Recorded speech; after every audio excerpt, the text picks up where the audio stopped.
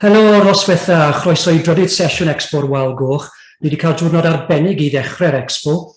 Darlith gen yr athro Martin Jones a'r genedligrwydd a pêl-droed, ac yna Penny Miles yn sôn wrthon ni am brofiad merched fel rhan o'r Wal Goch. Good evening, welcome to the third session. We've had a very good start to the Expo today.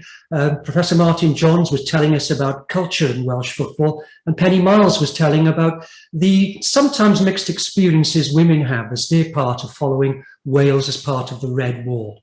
This evening, we're looking at fanzines, and I'm going back to my days at Cardiff City when we had 5 fanzines, different fanzines being sold outside Ninian Park. We'll see if we can get back to those days in a small moment. But I just want to give you some quick housekeeping rules. This is a Zoom meeting and it is being recorded. We're going to make those recordings available online to you next week on a YouTube channel. I'm going to encourage everybody to use the chat facility if you've got a comment, if you've got a link to share, or if you've got a question, because at the end of the session, we're going to ask questions of the panelists on your behalf. We're hoping Steve was going to be chairing this. Russell will be. So we're going to work our way through this and hopefully be done within an hour.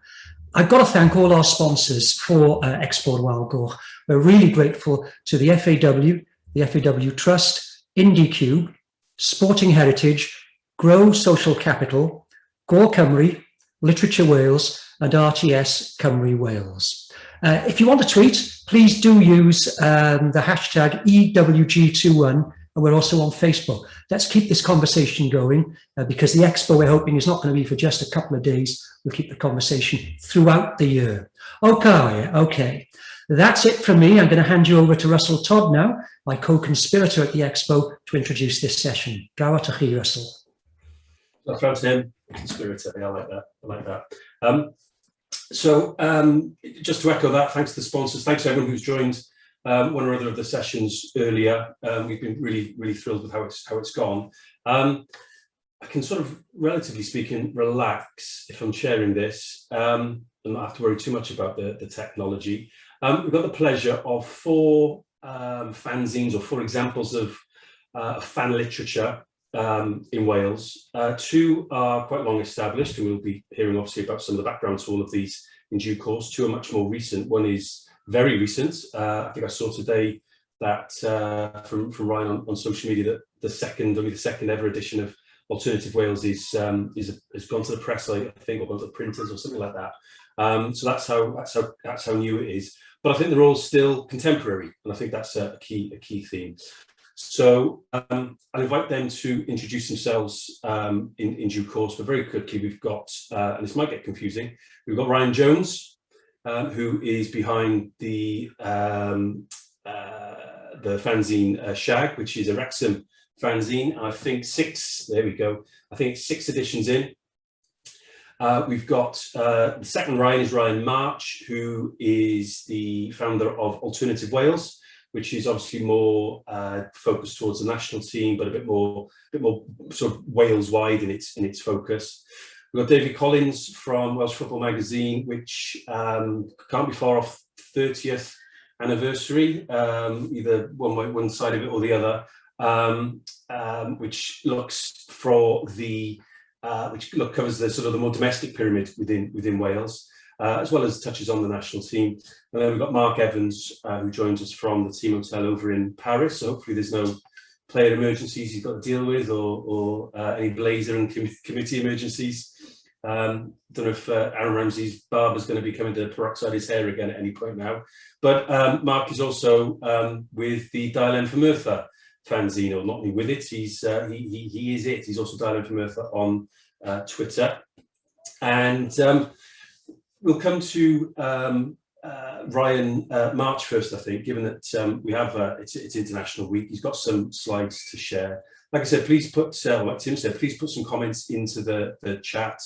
Any links, of your own that you're involved with as well. Any observations? We'll collate some questions. We'll take them in due course. And after Ryan, then I'll head to David, who's got some slides as well to share. But Ryan, if you're ready. Ryan M, we'll hand over to you. Yeah, all good. Do you want me to share my screen with the slides, or have you got them there?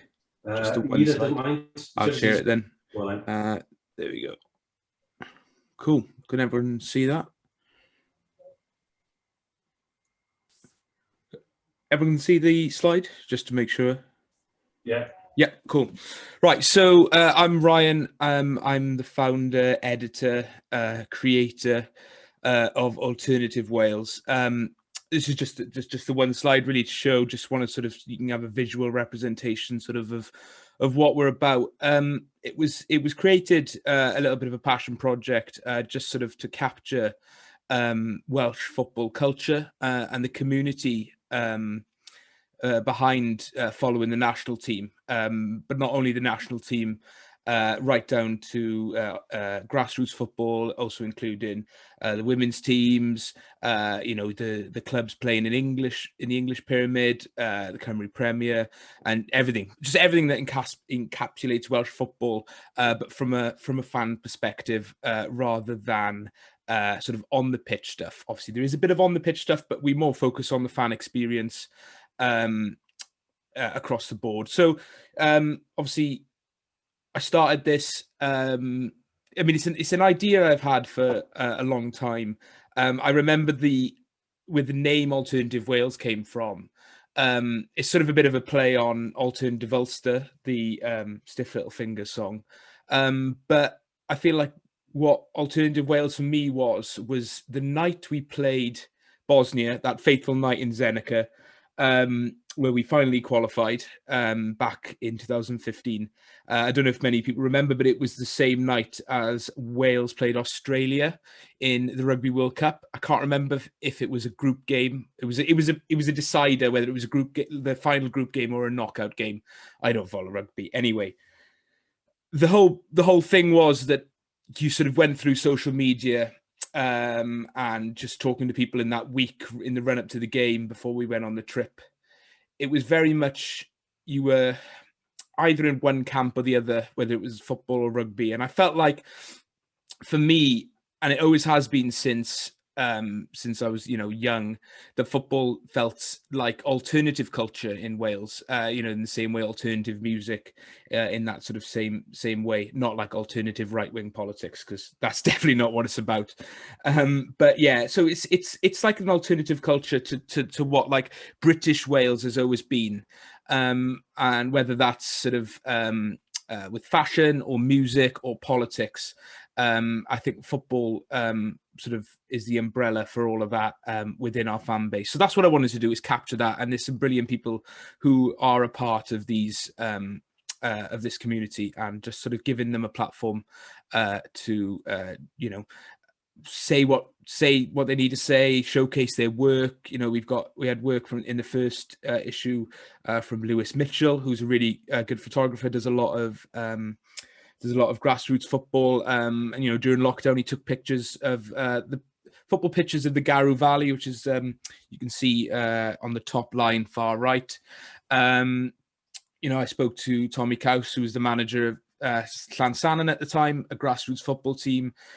We spoke to the secretary of Tom Pentra in this edition, as well as, obviously, we spoke to Jess Fishlock, not just about football, about her role as as you know, someone who has a platform to sort of speak out about, you know, issues in the world, whether it be, you know, women's rights, LGBT rights, etc., and highlight some new bands and artists as well. So that was the aim with it all, was just to capture that sort of essence, and people have seemed to have bought in. You know, it's overwhelmed me how successful it's been so far, and a big thanks to everyone who has supported. You know, especially you know, I've actually got contributions from all three of the other panelists for this. Ryan at Shag, David's written a really good article about flags and banners, and Mark's contributed to the 5 games section as well. So yeah, so it's you know, it's just been a pleasure to do, and thankfully people are buying into it, and hopefully when crowds are back to normal, we can do some events and, you know, sell them at the turnstiles of the Cardiff City Stadium and across Europe. So yeah, thanks for having me. Hello, Ryan. Thanks. David Collins. If you can stop sharing. Yep. Brian, lovely. Which slides there, Dave? Yeah. Lovely. Okay, can you see those? There's some terrific posts as well behind you, can I just point out? And there's some framed pictures. I'm loving those, but can't see them just yet, or at least I can't. Right, okay.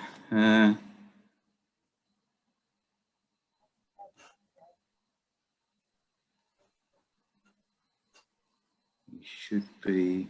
There we go. Should be seeing them now. Yeah. Yeah, we got them.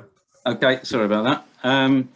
Okay, yeah, I'm Dave Collins. I am editor, publisher, just about everything else of Welsh Football magazine these days.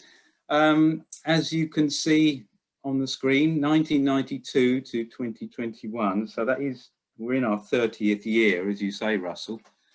What you're seeing there is our very first black and white edition from back in 1992. Our 25th anniversary edition, one of our annual guides to the season in Wales, and the cover of our latest edition, which contains some fantastic artwork by Rhondda artist Gail Rogers. So, are we a fanzine? I think we are. We're published by fans, for fans, for anyone who's interested in football in Wales. I think we observe fanzine principles in the sense that no one gets paid, apart from obviously from the printers and anyone we commission to do any design work, but none of the contributors, the writers, the photographers receive any payment, and it's not run on a profit making basis. Anytime there is any surplus, that goes back into football or into good causes associated with football. Why did we start it back in 1991? Well, I was struck by something Martin Jones said this morning, which is that things often look very different in retrospect to the way they looked at the time. And I'm going to ask you to try and think back, those of you who were around in 1991, I ask you to think back to 1991, because it did all look very different. Football in Wales was a bit of a minority interest. The national team was drawing fairly poor crowds. Martin again referred this morning to a friendly in 1991 in the Arms Park, or National Stadium rather, that drew less than 4,000 fans. So there wasn't a red wall by any sense of any stretch of the imagination. Domestic football, even lower profile. It was really part of the English non-league setup in most people's minds. Any club team in Wales that was ambitious was looking to get into the Southern League or the Northern Premier League. The idea of us having a national league was beginning to gain traction in the late 80s and early 90s, but the idea was still being ridiculed in the mainstream press and in public. So there was a bit of a reawakening, but Welsh football was very much not seen as big enough or important enough to have its own publication. Those of us who set the magazine up thought that was wrong. We thought there was a tide of growing interest and growing pride in Wales as an independent football nation, and obviously the League of Wales was about to be set up, or it looked as if it was, in 1991, and we felt Wales needed its own football publication. We'd been involved in one or two abortive attempts before, run by, not by us, but by publishers in England. We'd got totally frustrated with the whole experience, and we decided to do it ourselves. We weren't sure what was going to happen, whether there was enough interest. As you can see, the fact that it's lasted 29 years shows there was. it did thrive fairly quickly. There was obviously an interest. I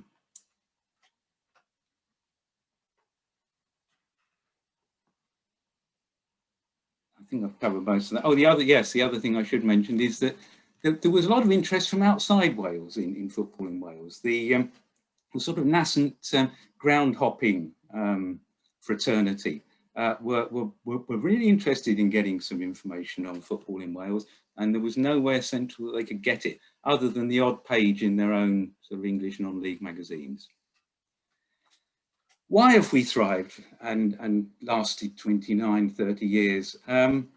Well, I think this Venn diagram sort of encapsulates why I think it's been successful, because I think we actually managed to appeal to a number of different demographics. You've got obviously people who are involved in playing, managing, administering and watching clubs in Wales.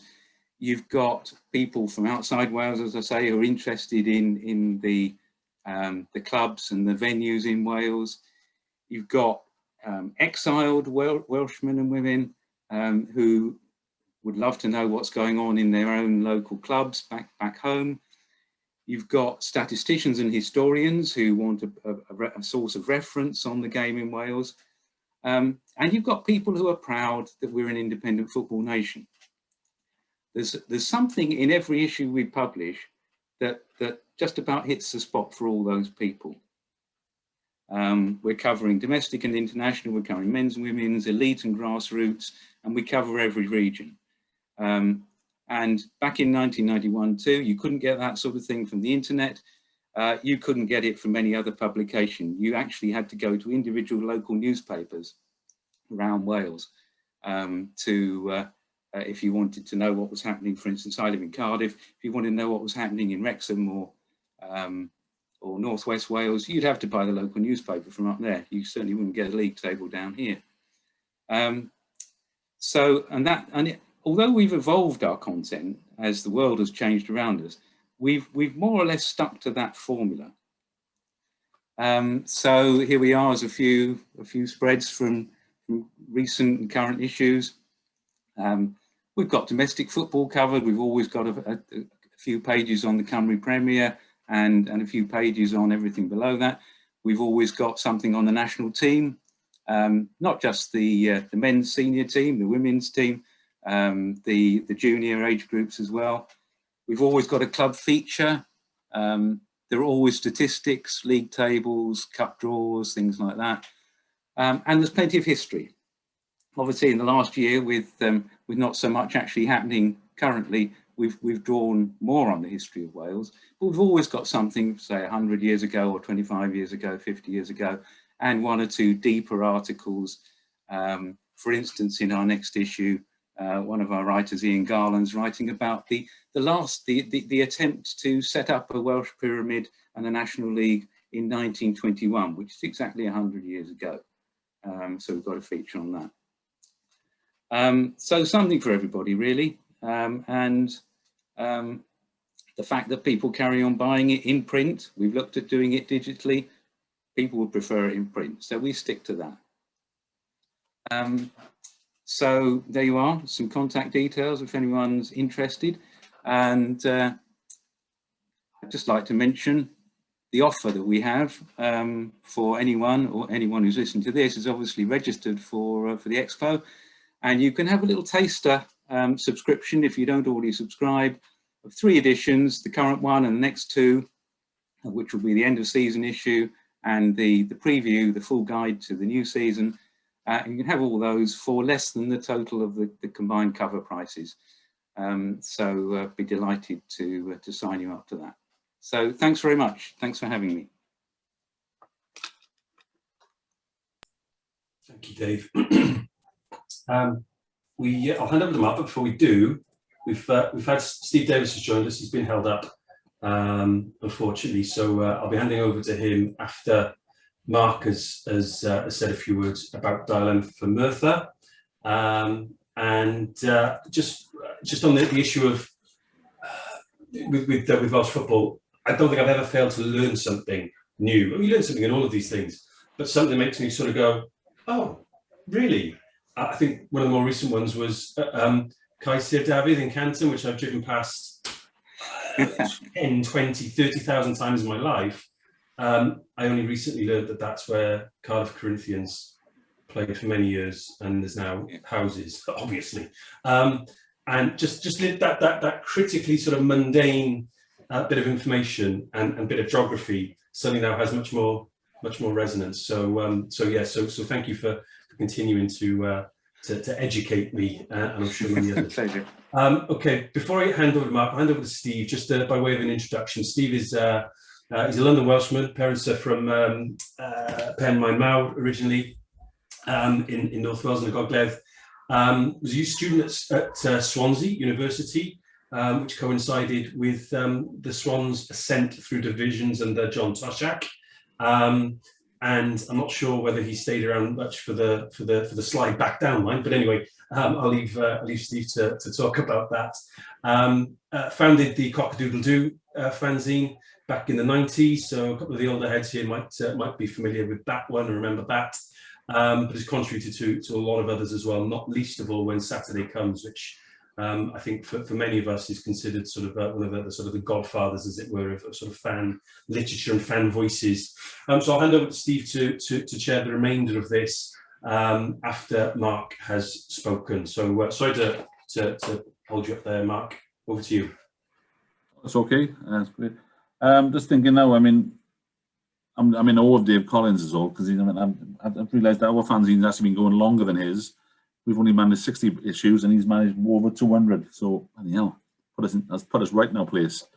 I mean, and believe me, we read Welsh Football magazine up in Mae'r every issue, and we scour it for any criticism of our club every month. So, David, rest assured, we are watching you. And that's what the fanzine is all about for us. And the fanzine was started in 89, generally because we just wanted the world to notice us, and that is basically our raison d'être now. Our raison d'être now is to be loud and angry and Mae'r-ish. You know, one of the big flags we've got is neither Cardiff nor Swansea, but international Mae'rism. And in fact, we're probably looking for independence for Mae'r soon. We are launching a political party. This is genuine, by the way. We are launching a political party to apply for Mae'r nationalism, because we've had enough of the rest of you. You just don't seem to do much at all. And San Marino scored a goal tonight, and we reckon we can score more than that. So, I mean, that's what the fanzine is about, really. It was about Mae'r. It's about Mae'r. The football club is the hub of it, and it's all about what we do at the club. And we started off with, obviously, nice football stuff and everything, but it's evolved over the years now to be more of an exploration of Valley's life, and what we do. We do restaurant guides, we do other things, and we're trying to keep it a mixed bag. And what we've found is that there's a lot of talent in Mae'r, which is not surprising. It's a vibrant town. It throws up crazy things all the time, and we've managed to help people push through and do other careers. Our photographer with the Welsh team now, believe it or not, started with a fanzine, because he works selling vans, started doing photos for us, did an exhibition with us, did some stuff, and now he's a professional photographer doing weddings and everything. So if you want a wedding photographer, come and see me. So I mean, Johnny Owen, famously Johnny Owen, started with a fanzine. We've seen an article under the pseudonym Taffy Fox. For some reason, that's his pseudonym. I don't know why. That's Johnny Owen. And of course, he says that that was giving him a bit of confidence to go to the next level and the next level. And that's what we're about. We've got a couple of young boys now at the football club, just 16, 17, 18, who started writing a couple of articles for us last time round. And they are now just moithering me every day as to when the next fanzine is out. And to be honest with you, the fanzine, we've never done subscriptions. One, because you can't trust us, because we're from Mae'r, so basically we'll take your money and we'll forget about you. And secondly, we can't be asked to do it half the time. You know, it's just when we can be bothered, or when we need to raise money for something. So we've just confirmed now that we're going to put a Yes Cymru sign up in the football club, which is very grand of us, until we discovered we had no money in the bank. So we're going to get a fanzine out now to pay for that. And it's all about the culture of the town itself. It's about the history, and we've done some great. We're currently looking to renovate one of our famous players, Moses Russell's grave at Ystrad. So we've got a bit of a partnership going on to renovate his grave. We've done one before. Rhys Williams, who played for Manchester United, they're the only two players who ever played for Merthyr and Wales directly. So there's a lot of that going on, you know, and we like to be provocative. You know, we will have an argument in a telephone box with anybody. If you come on social media with one of the, there's a lot of Dail and Merthyr boys around, by the way. There's a couple on this call now who are obviously monitoring what I say. So we will have an argument with you, either for or against joining the Welsh Premier, for example. You know, one of us will agree with you and the other one will argue with you, because we just want you all to see Merthyr. Look at us, look at us. That's basically what the fanzine is all about. It's saying that Merthyr exists, Merthyr Town exists, Merthyr Football Club exists. The fantastic curry houses we got in Merthyr, they exist. Come and eat in Merthyr, fabulous food in Merthyr. That's all the fanzine is about. It's just shouting at the world that we exist and that we're not a cliche from over the border. The cliches of Valley's life. Valley's life is nothing like what they think it is. Valley's life is just a mad, crazy world of everybody knowing each other and incestual relations and everything. Well, mental place. And that's what we want to celebrate. And that is basically the fanzine's raison d'etre, is the celebration of Valley's life. There's nothing else to it than that. And the fact is, you know, we are deliberately provocative, as I said. We did a couple of articles in the fanzine a couple of issues ago about joining the Welsh system. And then we wrote one the next issue against joining the system. And that did start debate within the club. There is a debate now within our football club about whether we should join the Welsh system.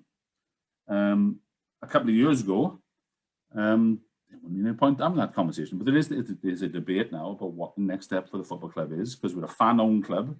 Again, the fanzine was the one that set up the Supporters Trust. We're a fan-owned club. There is a glass ceiling in where we are now. So what's the next step? And the fanzine has led that and has made people race up to it. And, you know, some people didn't like it at all. Some Welsh fans from other clubs didn't like it very much either. But again, provocative. We just rant and rave and we are just very Merthyr. That's an adjective now as well as anything else. It's an adjective to be Merthyr. So that's, and if you look at the Oxford Dictionary, to be Merthyr is Dail for Merthyr. So that's how I explain the fanzine.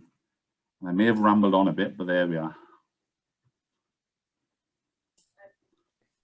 That's terrific, Mark. Cheers. Thank you. Comments coming in as well, tons of them. More grammar than I was expecting, actually, but there we go. There's a few grammar pedants among us. Ryan Jones from Shag Magazine in Wrexham, 6 editions in. Over to you, sir.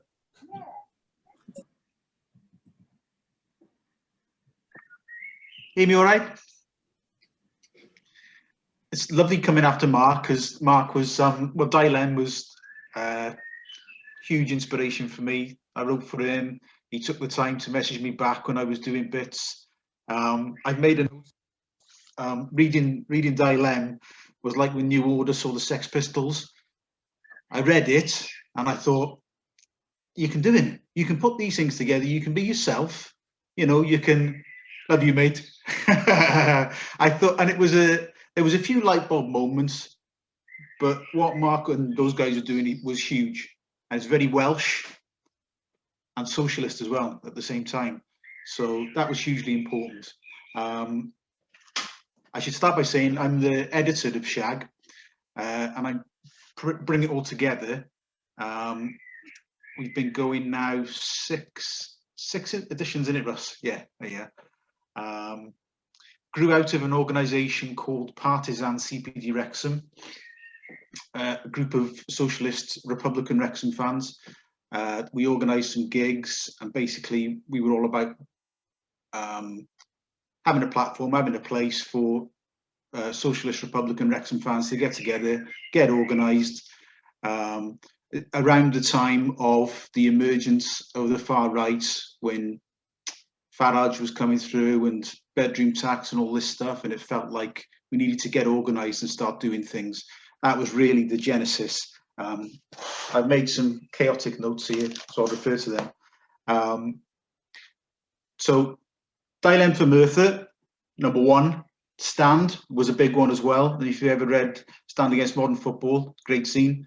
And the other one that was hugely influential was a Wrexham zine called Dismal Jimmy, around the time of the Hamilton debacle up here when he was trying to fleece us. And there's some really clever people that got involved there and saved the football club and basically got the message out via the zine. So that kind of straddled the two divides between, you know, like Mark, the direct voice, and then the other side was, you know, there was a lot of legal stuff in there, and it was quite heavy in that sense. So I got to thinking, you can put these things together, because really in Shag it's about, the editorial is me talking, that's more like Dail, and then it's just straightforward sort of articles, pieces really, and the motivation behind that, what underpins the entire zine really, is espousing socialism and bringing people together. Solidarity through football really underpinned everything that I was about when I started putting it together. I remember reading that football was supposed to be the opiate of the masses, and I thought to myself, we can turn that on its head. It's not true, that, because there's so many, the subculture that developed around football really fascinated me. I'm finding out about people, like signposting people to guys like Raymond Williams and Gwen Alf and James Connolly, this guy, hearing our voices and understanding our story, the connection between things like Peterloo, Aberfan, Grenville, Hillsborough, that these things are connected. Let me think now, themes and character. Local and international, being like Mark says about Merthyrism, being proudly from Wrexham, hence the name Shag. She's a term of endearment up here. But at the same time, letting people know that, you know, we're reaching out to our brothers and sisters, that we want to be part of Wales. We want people to know about us and be inclusive. Yeah, really. I don't want to ramble too much, but I think that's about it.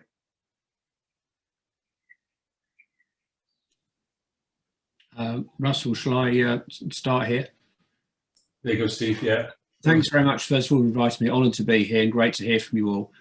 I think Dail for Merthyr won a competition years ago for being the best fanzine name, jointly with something else. And I just wonder if anybody else knows what that fanzine was called and why. It wasn't a Welsh one, as a clue. Okay, so it was called War of the Monster Trucks. And it was a Sheffield Wednesday fanzine. And the reason it was called that was because when they won a trophy, which obviously they don't do very often, a final, because it had gone to extra time, the ITV immediately cut to War of the Monster Trucks and didn't show any of the celebrations or anything like that, which they were understandably still got a grudge about. I mean, I think my experience of fanzines they're just brilliant in bringing out the whole of the football experience. Before fanzines came along, we only ever talked about the match, and that was all you saw in the media. And for all of us who go to games, we know the match is possibly a small part of it, particularly if you go to an away game. You may spend 90 minutes plus half time at the game, but it may have been a 12-hour journey. And that, for all of us, because our teams don't win all the time, is as much part of it as anything. So I'd just like to hear from you.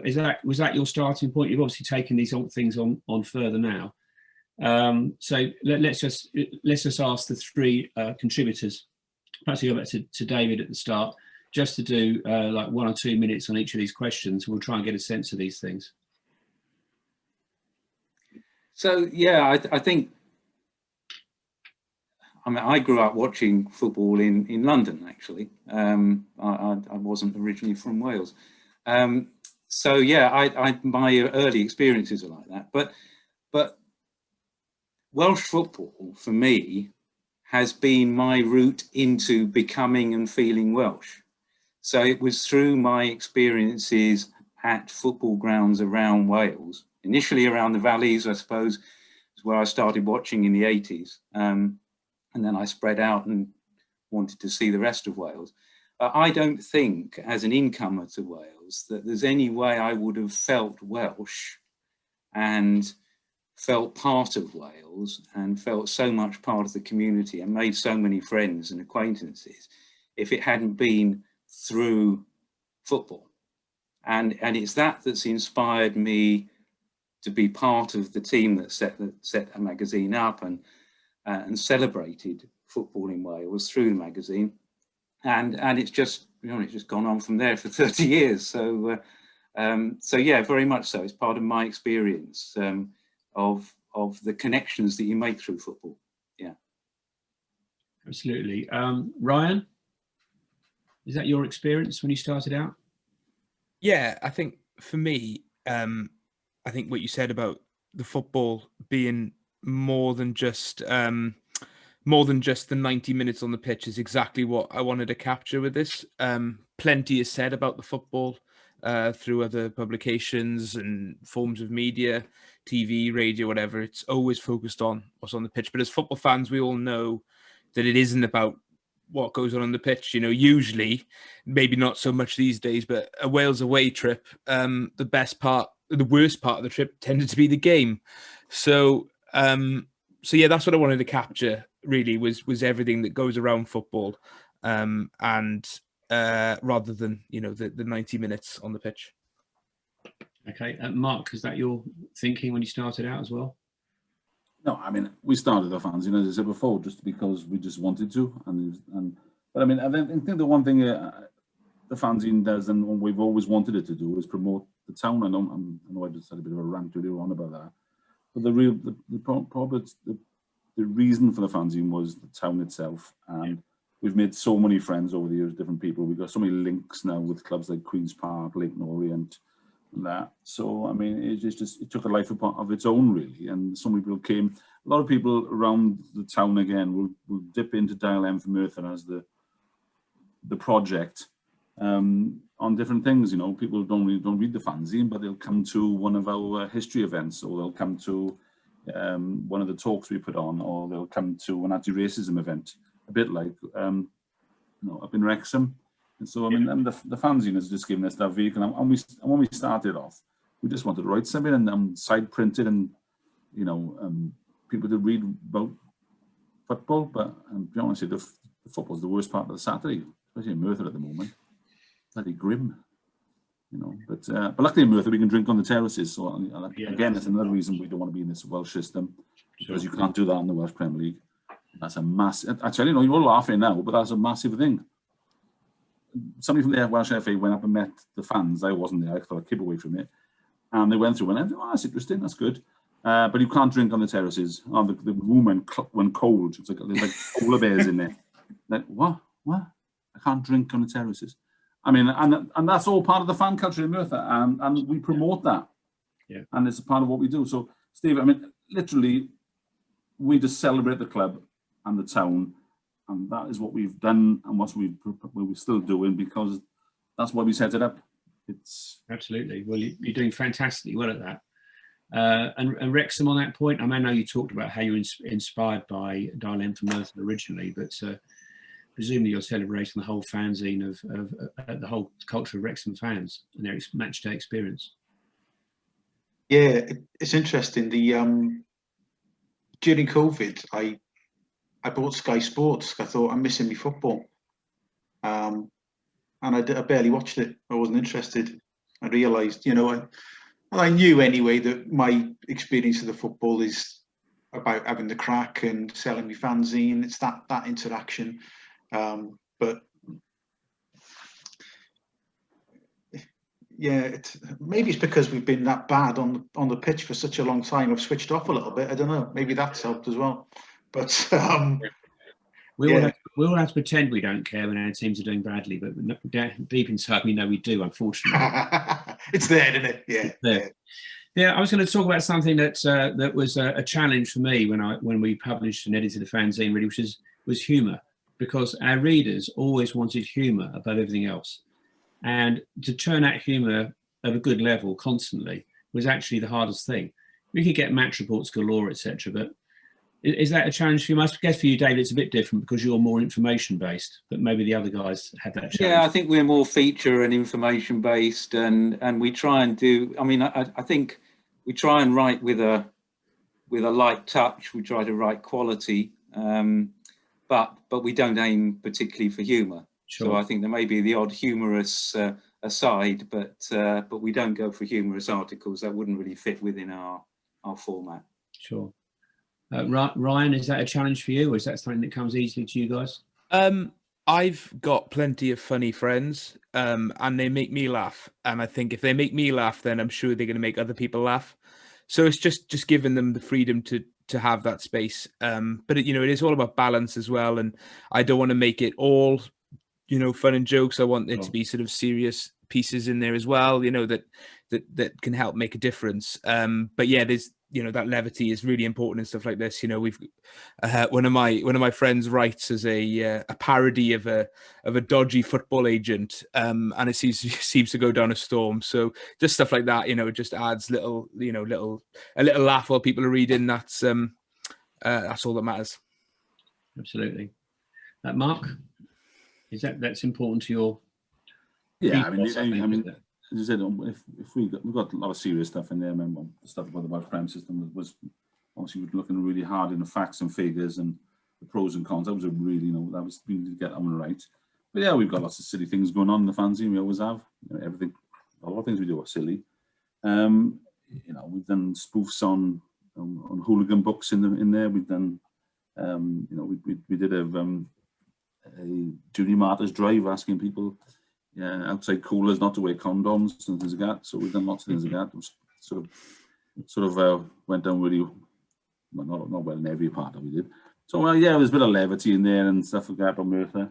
And you have to have a bit of dark and light because that's what it's about. You need to entertain, and the unique stuff I think from a football fanzine is that it is very personal.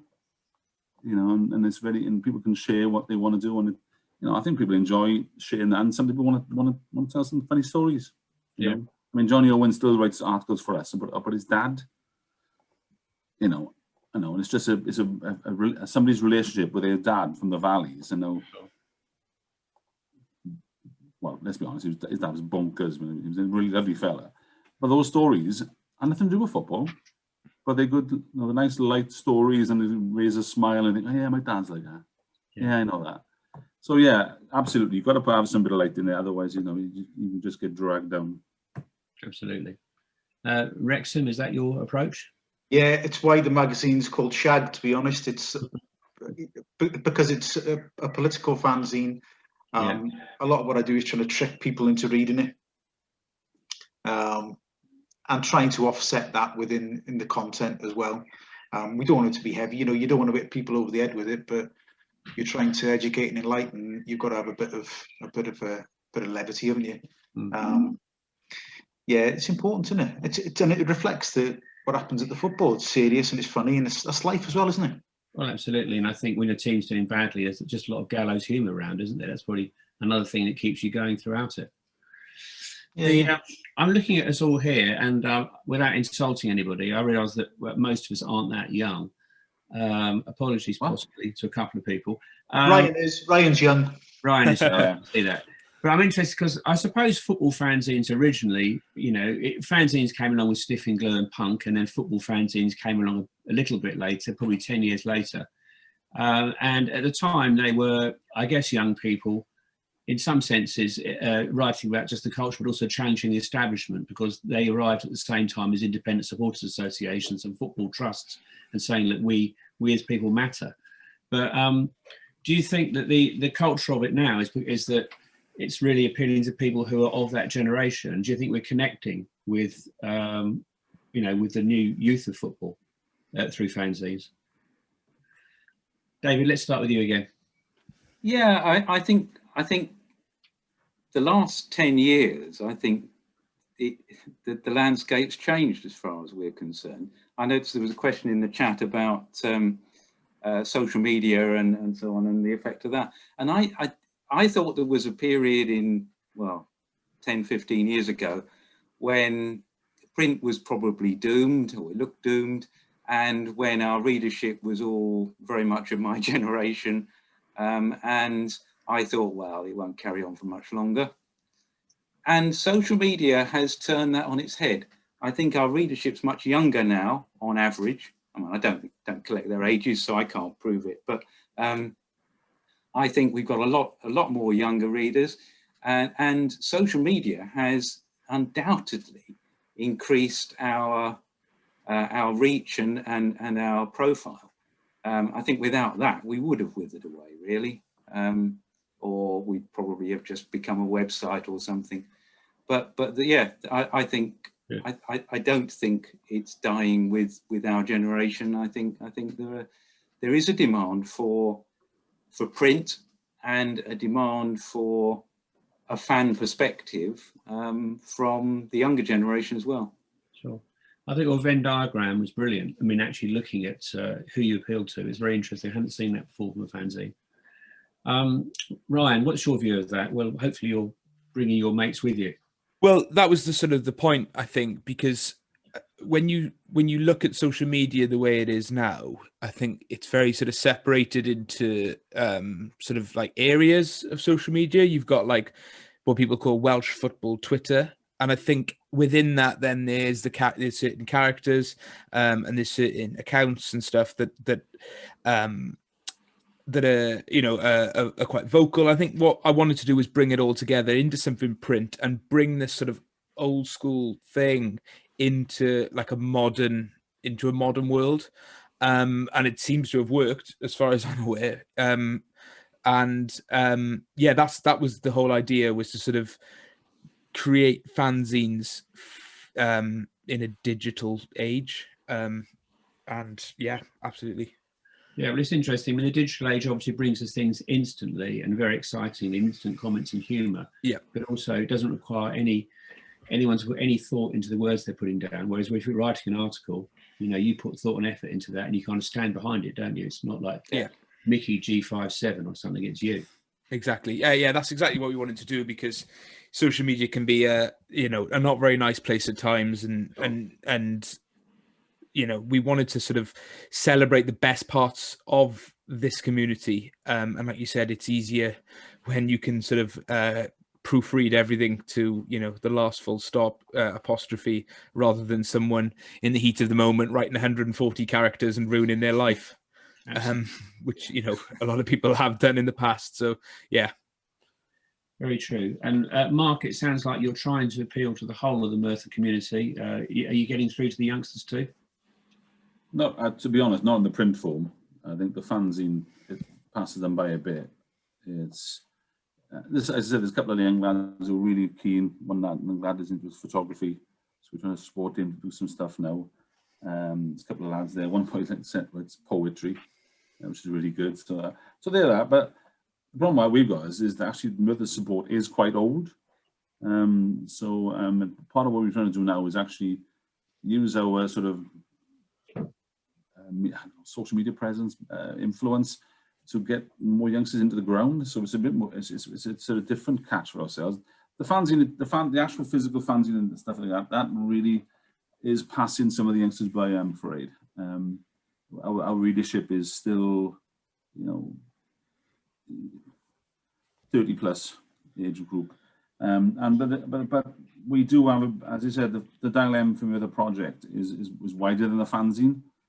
The fanzine is the reason we exist, and it's the reason why, you know, we still produce things, and we will still produce fanzines. That's not, we will do that because we enjoy it, and it's seeing that physical fanzine in your hand as well on a match day is just wonderful. I've put in the chat about the fact if you come to watch Mae'r on a fanzine day, you will have to buy a fanzine because we will moither you until you give in. There's a couple of boys on here now who actually are part of the sales team, and they are ruthless. You know, so that's important for us. But I think what I was going to get to though is with the youngsters in Merthyr, what we've started to do, and we're going to do next year, is we're having a radio station on a Saturday, and a couple of youngsters are going to do that for us. So, you know, and then we're having a outside DJ, and one of the young lads are bringing that in because we really need to reboot this football club. So although the fanzine itself, the printed copy of it, is almost peripheral to this stuff. The fanzine will be releading some the ideas we've got to make the club relevant again to a lot of youngsters in the town. That's brilliant. And then if you look at Wrexham, of course, we're interested in the youth thing, but also the fact that you are avowedly or socialist in your outlook. Presumably that draws people in, but do you also find you get some reaction from North Wales Tories who say they don't like it, or are there no Tories in North Wales? No, they keep quiet. They don't bother. They know they're going to have a serious conversation. Yeah. No, I've never had any problems. I don't tend to gear the zine towards. I think if anything, when I'm trying to get younger people to write, and then they'll share it with their friends. If I do anything in that sense, then that'll be it. But you know, yeah, no, I wouldn't do anything specific to gear it towards young people and try too hard, because you can go cap in hand all you like, you've just got to be yourself, haven't you, really? Yeah, I think that's critical. I mean, you're setting out, these are your views and what you think, and it's the fanzine is your opportunity to do it. And when people say they disagree with me about something, I'd say, well, write an article or produce your own fanzine. Enough. I put that on social media the other day. Yeah, right. I'm not here to debate. If you're passionate, do your own fanzine. Grand. Yeah.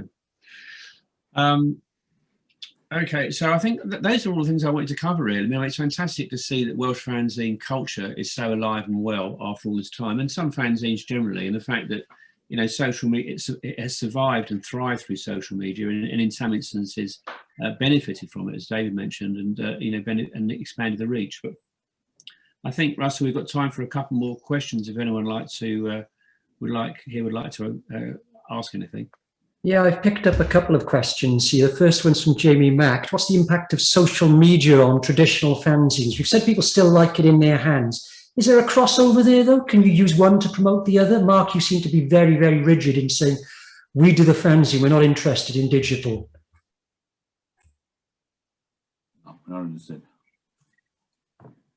Yeah, I'm sorry. Yeah, no, we want to do digital fanzine. I mean, we've got a blog site where all the articles are stored on.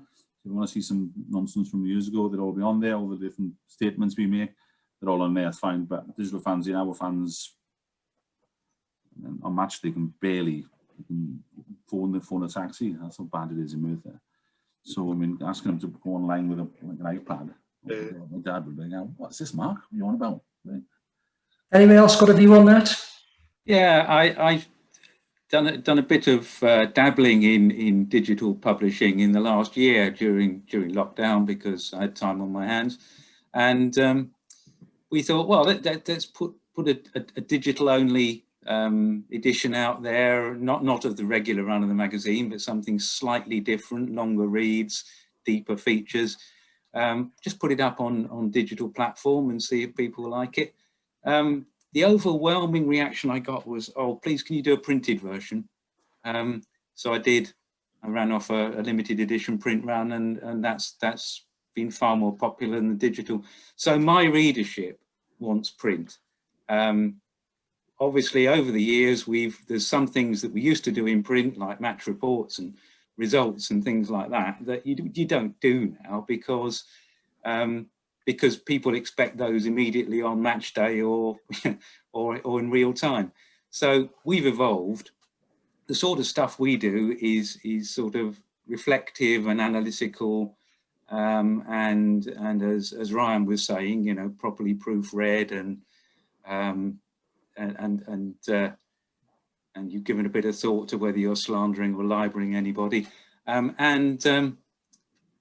people expect that sort of thing in print. They don't really want to read it digitally. So yeah. I mean, I still do them. I still put one or two things out digital media, but we'll stick to print. Well, I would assume, David, that the type of publication you are, people really see that as an archive. They want to collect it. They want to be able to refer back to them. They want it on their shelf. It's that yeah, sort of it is one of its purposes. It's sort of because it's so long lived now, is that it's become a reference source and